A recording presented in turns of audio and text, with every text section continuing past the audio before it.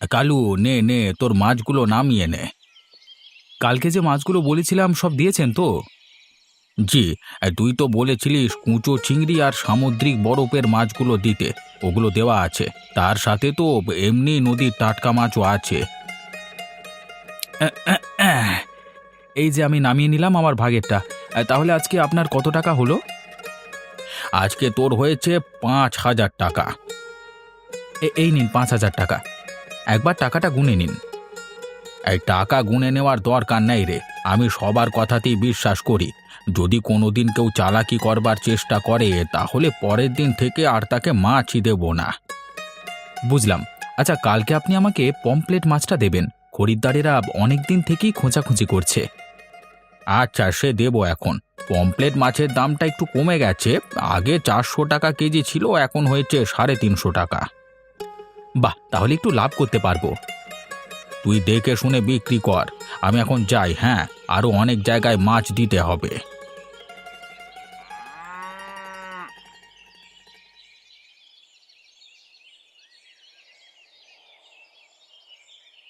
একটু তাড়াতাড়ি নাও না, এরপর বাজারে যেতে হবে, তারপর মোড়ল মশাইয়ের বাড়িতে যাবে, দেরি হয়ে যাবে তো। আরে ও কিছু হবে না, আমাদের মোড়ল মশাই নিজেই তো উঠবেন বেলার দিকে। আমি না হয় একটু দেরি করেই গেলাম, তাতে কি হয়েছে? আজকে বাজারে গিয়ে মাছ কিনে আনবে, কিন্তু ১ সপ্তাহ মাছ হয়নি। আগে দেখি মাছের কেমন দাম চলছে, তারপর ভেবে দেখবো। এখন সব টাকা যদি মাছেতেই খরচ হয়ে যায় তাহলে বাকি আনাজপাতি কিনবো কিভাবে? তোমার মাছ কেনা মানে ওই তো কুচো চিংড়ি কিনবে, অন্য ভালো মাছ তো আর কিনবে না। কুচো চিংড়িরও আবার দাম দেখবে। হায় হায়, এ আমি কার পাল্লায় পড়েছি। তুমি আবার সকাল সকাল কাঁদুনি গাইছো কেন? আমি তো বলছি গিয়ে আগে দেখি তারপর কিনবো। এত কিপ্টে একটা মানুষের কাছে পড়েছি আমি, বউ একদিন আবদার করছে সেটাও রাখবে না। আমার কপালটাই খারাপ। আচ্ছা বাবা, আচ্ছা আমি নিয়ে আসবো। আজকে তাহলে বড় মাছ নিয়ে আসবো, এবার খুশি তো? এত করে বলার পর রাজি হচ্ছে, বউয়ের মনের কথাও বুঝতে পারে না। আরে গিন্নি, তোমায় আমি বোঝাতে পারছি না। ঠিক আছে, আনতে হবে না, যাও তো। গিন্নি এত রাগ করো না, আমি তো আনবো বলেছি। আচ্ছা আমি বেরোলাম, কেমন?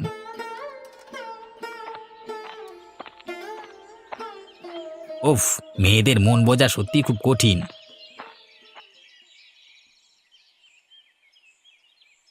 কি গো, তুমি উঠবে না নাকি? কত বেলা হয়ে গেছে দেখেছো? এই শীতের সকালটাই ঘুমের জন্য একদম আদর্শ সময়, আর তুমি একটা দিনও ঘুমাতে দিচ্ছ না। আর সকাল নেই মোড়ল মশাই, দেখুন বাইরের দিকে চেয়ে, রোদ উঠেছে। এক্ষুনি তোমার ওই ২ সহকারী এলো বলে। চলো চলো, ওঠো। উফ, এই হয়েছে যত জ্বালা। জ্বালা তো তুমি কিছুই ভোগ করনি। যারা মাঠে ঘাটে খাটছে তাদেরকে একবার জিজ্ঞেস করে দেখো কতটা কঠিন জীবন তাদের। তুমি তো অনেক সুখে আছো। হ্যাঁ, তুমি এই কথাটা একদম ঠিক বলেছ, অস্বীকার করে লাভ নেই।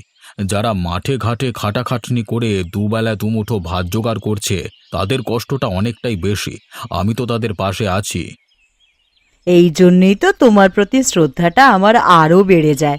এই যে তুমি গরিব দুঃখীদের সাহায্য করো, এটা খুব ভালো লাগে আমার। ওরা গরিব কিন্তু মানুষ তো। আমি একজন মানুষ হয়ে মানুষের পাশে দাঁড়াবো না, এটা আবার হতে পারে? তোমার নীতিগুলো আমার খুব ভালো লাগে। এই দেরি হয়ে যাচ্ছে, বকবক করলে হবে না। তাড়াতাড়ি উঠে তৈরি হয়ে নাও, তোমার সহকারীর আসার সময় হয়ে গেছে। হ্যাঁ, আমি এক্ষুনি যাচ্ছি, গিয়ে স্নান করে একদম তৈরি হয়ে যাব।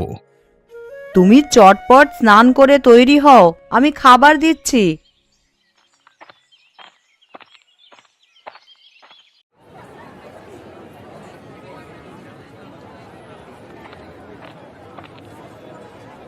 এসো নগেনবাবু, তোমাকে কি মাছ দিতে হবে বলো।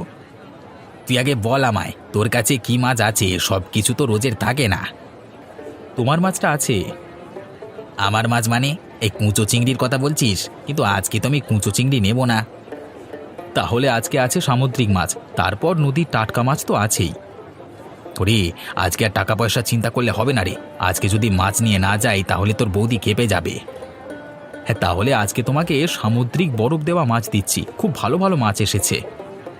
আচ্ছা তাই দে, হাসছিস তো এখন হেসে নে, যখন বিয়ে হবে তখন বুঝতে পারবি কেমন জ্বালা। সেসব তোমরা জানবে, আমার এখনো বিয়েও হয়নি আর জানিও না, তাহলে বরফের মাছ দিয়ে দিই। হ্যাঁ দিয়ে দে, একটু দামটা ঠিকঠাক করে নিস তাহলেই হবে, জানিস তো সব কিছুই।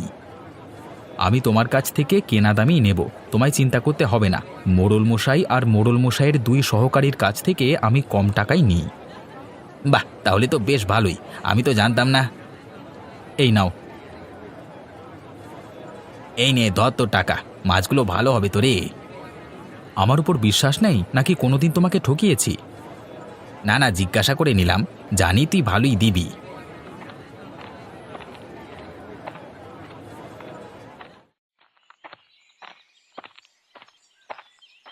আজকে মোড়ল মশাইকে মিষ্টি খাইয়ে আমার বেতনটা বাড়িয়ে নেব। মিষ্টি খেলে মোড়ল মশাই নিশ্চয়ই খুশি হবেন।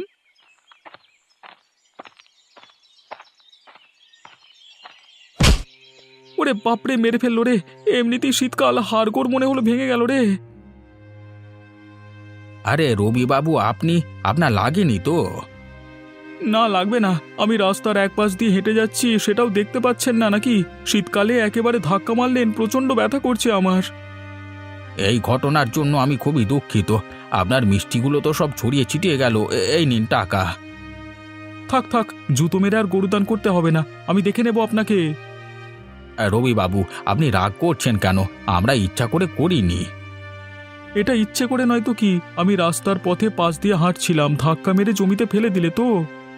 হে বাবা, আপনার মুখের কি অবস্থা, দেখে হাসি পাচ্ছে আমার। ধাক্কা মেরে ফেলে দিয়ে আবার হাসছেন? ঠিক আছে, আমি এক একজনকে দেখে নেব। এই রবি কেমন মানুষ এবার দেখতে পাবেন।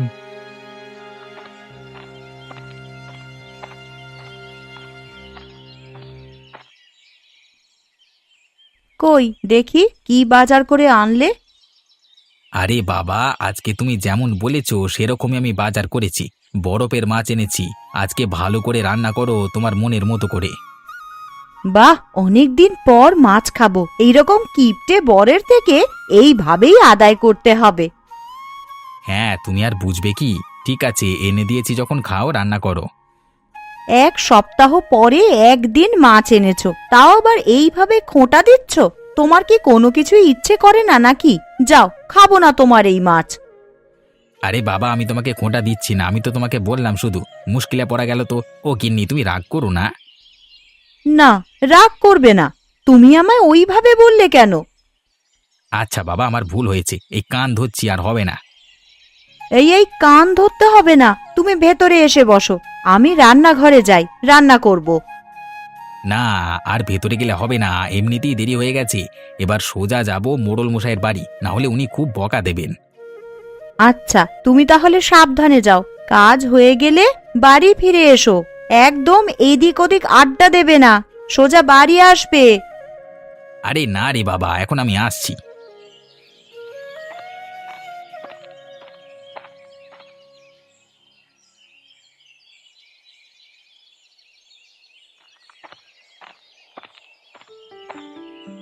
আরে আপনি কে? হঠাৎ আমার ঘরে ঢুকে পড়লেন? ছি ছি, আপনার গা থেকে কি দুর্গন্ধ ছাড়ছে! এই, কে কোথায় আছিস, সেকে নিয়ে যা রে। আরে মোড়ল মশাই, আপনি আমাকে চিনতে পারছেন না? আমি আপনার সহকারী রবি। সে কি, তুমি রবি? তোমার এই অবস্থা হলো কিভাবে? আসবার সময় গদাই ব্যবসায়ী গরুর গাড়ি দিয়ে ধাক্কা মেরে ফেলে দিয়েছে, কি করব, এটা পরেই চলে এলাম। এখন এসব কথা থাক, কাজ করা যাক। ও সত্যি বাবা, দেখে দেখে সবাই তোমাকেই পায়। আর একটু দাঁড়াও, নগেন আসুক, তারপরে কাজ শুরু করবে। মোড়ল মশাই, আপনি কিন্তু এটা অন্যায় করছেন। নগেন কেন সময় মতো আসে না? আপনার কিছু না বলবার জন্যই ও আরও পার পেয়ে যাচ্ছে। আচ্ছা আচ্ছা, ও আসুক, তারপর আমি দেখছি। জয় মোড়ল মশাই, জয়।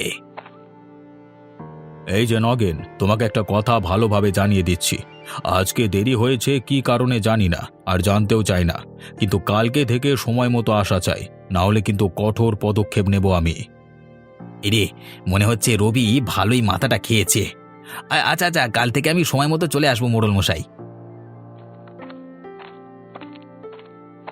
মোড়ল মশাই, আসছি। এই নিন মোড়ল মশাই, গ্রামের উন্নতির জন্য আমার ব্যবসার এ মাসে লাভের অংশ। গদাই, কি শুনছি আমি, তুমি নাকি আমাদের রবিকে ধাক্কা মেরে ফেলে দিয়েছো? মোড়ল মশাই, আমি ইচ্ছে করে করিনি, ভুলবশত হয়ে গেছে। হ্যাঁ, ভুলবশত হয়ে গেছে তো বটেই। ভগবান দুটো চোখ দিয়েছে কি করতে, হ্যাঁ? তোমাকে আমি ছেড়ে দেব না। আচ্ছা আচ্ছা, তোমরা চুপ করো। গদাই, তুমি এখন যাও। রবির চোখ মুখ দেখে আমার ভালো লাগছে না, খুব বড় ক্ষতি করে দিতে পারে গদাই বাবুর, নজরে নজরে রাখতে হবে।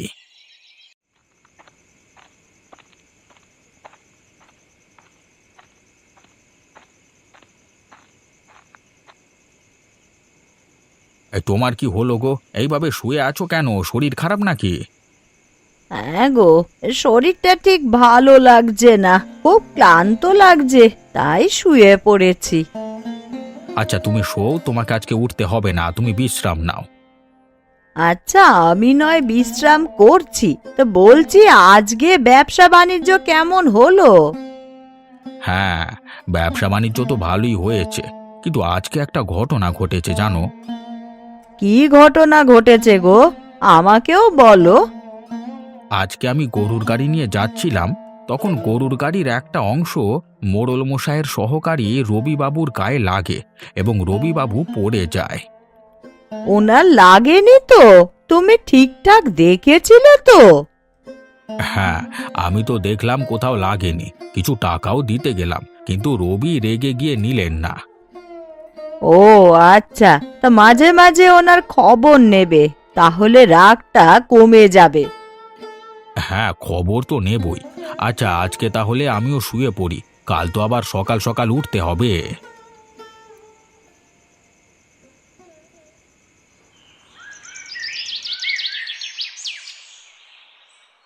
আমায় সবার সামনে ছোট করা এবার আমি বের করে দেব, ওর ব্যবসাটা আমি কেড়ে নেব।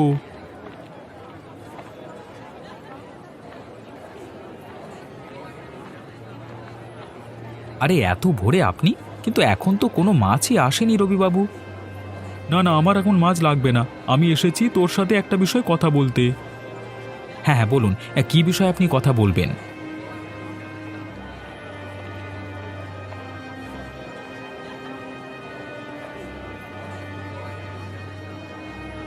এ কি, এত ভোরে রবি এখানে কারো সাথে কথা বলছে না? না না, সামনে গেলে হবে না, আড়াল থেকে একটু শুনে দেখি। তোকে গদাই মাছ দিতে যায় তাই তো? আমি একটা ওষুধ দিচ্ছি, এই ওষুধটা সমস্ত বরফের মাঝে মাখিয়ে দিবি, তারপর পুরো হাঁড়িটা নিয়ে যাবি মোড়ল মশাইয়ের কাছে এইসবের অভিযোগ জানাতে। গদাই বাবু মাছে ওষুধ প্রয়োগ করেন, এটাই বলবি, কেমন?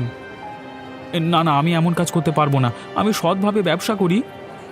যেটা বলছি সেটা কর, অনেক টাকা পাবি এর বিনিময়ে। আর এটা করলে তোরই লাভ, মোড়ল মশাই এই ব্যবসার দায়িত্বটা তোকে দিয়ে দেবে। কত লাভ পাবি বল দেখি? এখান থেকে 10% আমার চাই, বাকিটা তুই রাখবি। আমার লাভ হবে? এই ভাঁওতাবাজি কেউ ধরে ফেলবে না তো? আরে আমি আছি তো, কিচ্ছু হবে না, সামলে নেব। তুই শুধু গোটা হাঁড়িটা নিয়ে চলে যাস মোড়ল মশাইয়ের বাড়িতে। এই নে ধর ওষুধটা। এ কি, রবি তো ষড়যন্ত্র করছে, গদাইবাবু তো ভালো মানুষ, ওনাকে ফাঁসিয়ে দেবে, এটা কিছুতেই হতে দেওয়া যাবে না। সব খবর মোড়ল মশাইকে দিতে হবে, তাড়াতাড়ি যাই, কি সাংঘাতিক।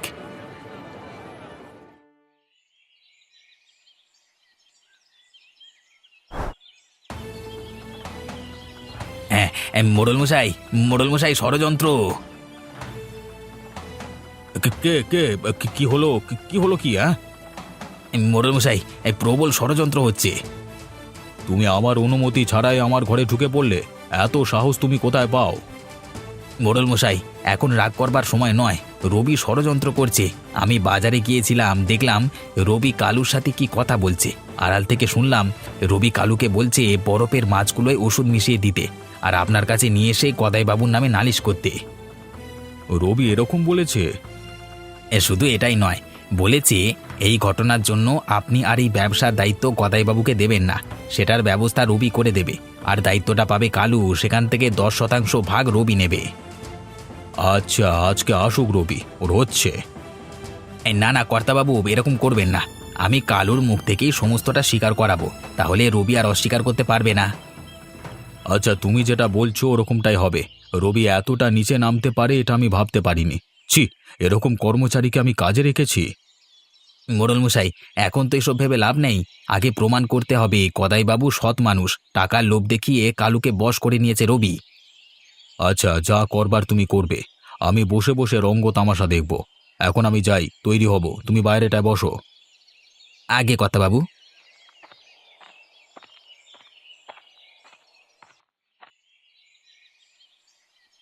কালু, তুই তোর সব মাছগুলো নামিয়ে নিয়েছিস তো? দেখ সব ঠিকঠাক আছে কি। হ্যাঁ বাবু, আমি দেখে নিয়েছি, সব ঠিকঠাকই আছে। আপনার কত টাকা হয়েছে বলুন। আজকে তো বেশি কিছু মাছ দিইনি, তোর হয়েছে 4,000 টাকা। এই নিন বাবু আপনার টাকা। আচ্ছা ঠিক আছে, কালকেও তাহলে এই সব মাছই দিয়ে দেব। আমি চললাম। এবার রবিবাবুর কথা মতো বরফের মাছগুলোতে ভালোভাবে ওষুধটা মাখিয়ে দিই। তারপর আবার মোড়ল মশাইয়ের বাড়িতে যেতে হবে। চটপট কাজ করতে হবে, অনেক টাকা পাবো। এবার কাজটা ঠিকঠাকভাবে হয়ে গেলে আমি অনেক টাকা পাবো। আবার রবিবাবু তো বলেছেন এই ব্যবসার দায়িত্বে আমাকে ঢুকিয়ে দেবে। তখন মুনাফাই মুনাফা। হ্যাঁ, আমাকে আর পায় কে? কিন্তু রবিবাবুকে 10% ভাগ দিতে হবে। ও দিয়ে দেবো, এখন কটা টাকার তো ব্যাপার।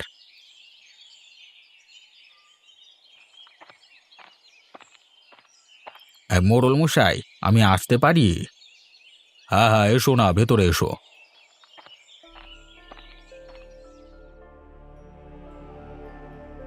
মোড়ল মশাই, আমাকে মাফ করবেন, আমার হিসেব করতে ভুল হয়েছিল। আপনি আরও কিছু টাকা পাবেন। এই নিন সেই টাকা। কই, আমাকে দিন। কিন্তু আপনি কেন দিলেন? আমরা তো চাইনি, আমরা বুঝতেও পারতাম না। আমি সৎভাবে আমার দায়িত্ব পালন করতে চাই। আমি জানি আমি না বললে আপনারা কিছুই জানতে পারবেন না, কিন্তু কি হবে মানুষকে ঠকিয়ে? বদনাম করে তো নিজের কোনো লাভ নেই, তাই জন্য আজকে দিয়ে গেলাম। আচ্ছা, সে না হয় বুঝলাম। বলছি, এখন আপনার কোনো কাজ নাই তো? ফাঁকা আছেন? কেন মোড়ল মশাই বলুন তো? না না, তেমন কিছু না, একটু কাজ ছিল তাই বলছিলাম আর কি, যদি একটু বসতেন। হ্যাঁ হ্যাঁ, কাজ থাকলে নিশ্চয়ই বসবো।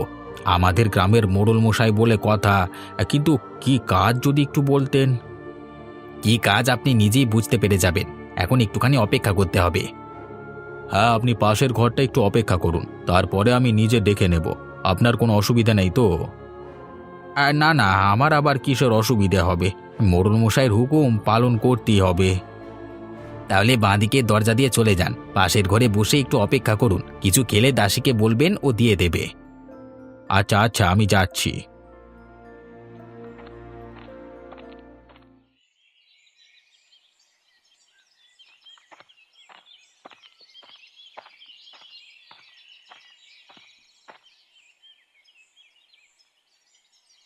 জয় মোড়ল মশাইয়ের জয়। বাবা, আজকে সূর্য কোন দিকে উঠেছে! নগেনবাবু তাড়াতাড়ি চলে এসেছে। আমিও আজকে সেটাই ভাবছিলাম, সূর্য মনে হয় পশ্চিম দিকে উঠেছে। হ্যাঁ, আমায় নিয়ে হাসি মজা করুন। দেরিতে এলেও বলবেন, আবার তাড়াতাড়ি এলেও বলবেন। কোথায় যাব আমি বলুন তো? থামো থামো, আর গন্ডগোল বাঁধিয়ে লাভ নেই। এসো, সকলে মিলে কাজটা শুরু করে দিই। মোড়ল মশাই, আমি ভেতরে আসতে পারি? আরে এ কি কাণ্ড! তুমি মাছের হাঁড়ি নিয়ে চলে এসেছো কেন? কি মুশকিল? এসো এসো, ভেতরে এসো।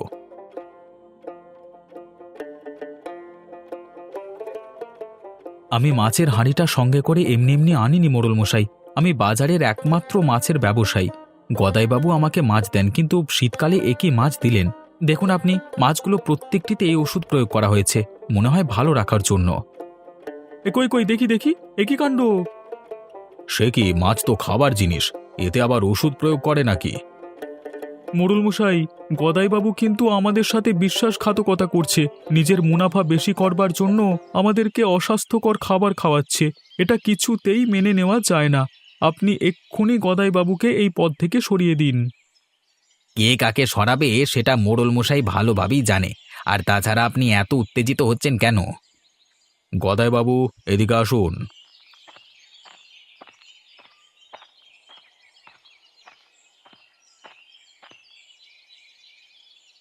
হ্যাঁ মোড়ল মশাই, বলুন। গদাইবাবু, এনাদের অভিযোগ আপনি নাকি বরফের মাছে ওষুধ মেশাচ্ছেন। এই নিয়ে আপনি কি বলবেন? মোড়ল মশাই, আমি সত্যি কথাই বলছি, এই ওষুধ আমি মেশাইনি। কিন্তু মাছের ওষুধ যে লাগায় বা যে মেশায়, তার হাত দেখলে বোঝা যায় হাতটা কেমন একটা খসখসে ধরনের হয়ে যায়। কি পরীক্ষা করে নিন। কালু, এদিকে এসো, তোমার হাত দুটো দেখি। আর গদাই বাবু, আপনি ওইদিকে আসুন। না না, আমি কেন হাত দেখাবো? এই দেখুন, আসল কালপ্রিট ধরা পড়েছে। লাঠিয়াল, একে ধরে পেটাও। না না, আমি সব বলছি। আমাকে রবিবাবু এই কাজটা করতে বলেছিলেন, টাকা লোভও দেখিয়েছিলেন। এসব কথা আমি আগেই জানি, আমাকে নগেন বলেছে। কিন্তু রবি, 2 টাকার লোভে তুমি বিশ্বাসটাকে হারিয়ে ফেললে, আর তার সাথে নিজের কাজটাও হারালে। অপরের ক্ষতি চাইতে নেই। আমি প্রতিশোধের আগুনে জ্বলতে জ্বলতে নিজেই পুড়ে ছাই হয়ে গেলাম। তুমি যতই কান্নাকাটি করো, কিন্তু আমার মন আর গলবে না। বিশ্বাস ভাঙলে আর জোড়া লাগে না।